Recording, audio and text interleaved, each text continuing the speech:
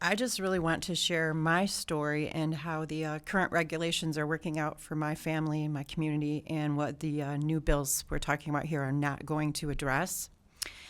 My name again is Pam Maxey. I live at Hillcrest Acres. It's a manufactured home community in Kalamazoo. Hillcrest Acres is owned by RHP Properties, a private equity firm that owns over 50 manufactured home communities in Michigan alone, and is one of the biggest private equity owners of manufactured housing communities in the country. I've lived here with my family for 8 years in a community of 150 home sites, approximately half of which sit vacant. Over the 8 years, our rent has increased every year while the living conditions decrease. Over recent years, more and more streetlights throughout the park have quit working. I asked management many times to replace them, to no avail. I had given up asking until December of 2023. On the morning of December 14th, when all the children were working to the school bus stop in the pitch dark, a drug dealer was carjacked at gunpoint just paces away from my home. The police told me that the people involved didn't live in our community, but drove here because it was, and I quote, so dark and isolated. I asked for streetlights one more time after that, and to this day, we still don't have them. In 2018, my neighbor's home burned down. Everyone was all right, but the home was a total loss, and 5 years later, it still had not been removed. In March of 2023, I filed a complaint with the township, asking them to force RHP Properties to move it. RHP did remove it, but they retaliated by issuing a long series of arbitrary lease violations against my family and all of my neighbors. This is common practice with RHP. The day after we passed out flyers last week, they came through issuing lease violations for such things as a ladder being stored outside or a planter on somebody's porch that doesn't have a plant in it. Residents are harassed to the point of eviction, while at the same time, RHP Properties does nothing about the upwards of 30 blighted homes in our community that present numerous health, safety, and building code violations.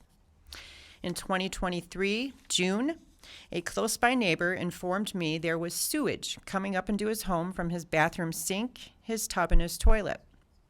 He had informed park management, and they told him that even though it was coming up from the ground, it was up to him to fix it. In the meantime, it was left to bubble out of a pipe onto the ground. And then the next month, I was walking my dog, and I discovered a sewer leak that was one street behind me. It was bubbling up out of a pipe that was sticking up in a vacant lot, and it was running down into the neighbor's yard. So we've had numerous sewer backups over the years, and now we have serious questions about the quality of our water. And when I reported this to the Kalamazoo County Health Department in July of 2023, I learned that no government agency can come into our community and test our water. The health department told me to call the Department of Environment, Great Lakes, and Energy, the EGLE. The EGLE explained to me that yes, they do oversee all community water supplies in Michigan, but Hillcrest has its own water supply system and is excluded from the way the state defines a community water supply. Hillcrest is what is called customer site piping. This means that the community owner is responsible for assuring safe, potable water is getting to the residents and that they are abiding by the Safe Drinking Water Act. The sad fact is our community owner just doesn't care.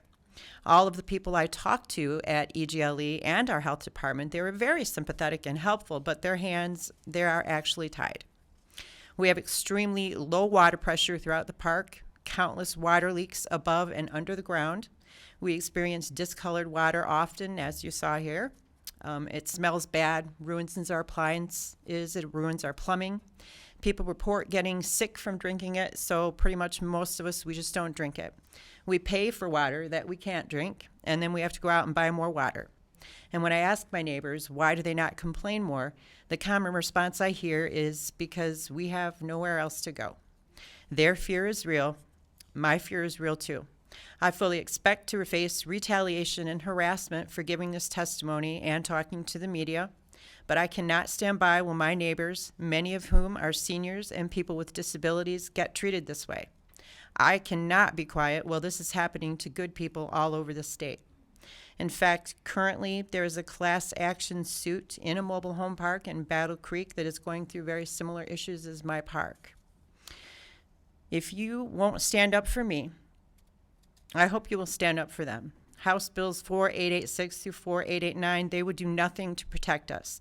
And in fact, it would make it easier for unscrupulous companies to steal our homes. House Bills 4886 through 4889 would make, I strongly oppose these House bills, and I urge you to do the same. And I thank you for listening to me.